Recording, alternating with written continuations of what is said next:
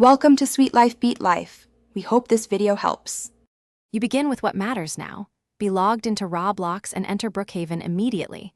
This avoids saving delays.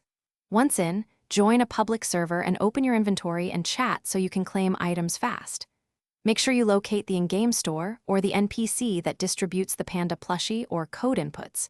Without that interface, you cannot proceed. Start looking at visible signs or map markers. Sometimes the vendor is inside a shop or near the park. Once done, locate the code input area. This is often in the store UI or via an NPC dialogue. Sometimes chat commands work.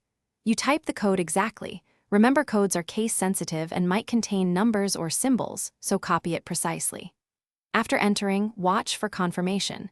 Either a direct spawn of the Panda Plushie in your vicinity or a prompt that it was added to your inventory. If it appears in the world, approach and click Collect. If it's in inventory, equip or inspect it to confirm. You finish by confirming the Panda Plushie is in your inventory and equipping it. This proves the claim succeeded. If nothing shows, first restart Brookhaven and re-enter the server, because temporary sync issues often block transfers. Make sure the code wasn't expired or limited. Many codes have redemption caps, so try a different server if necessary.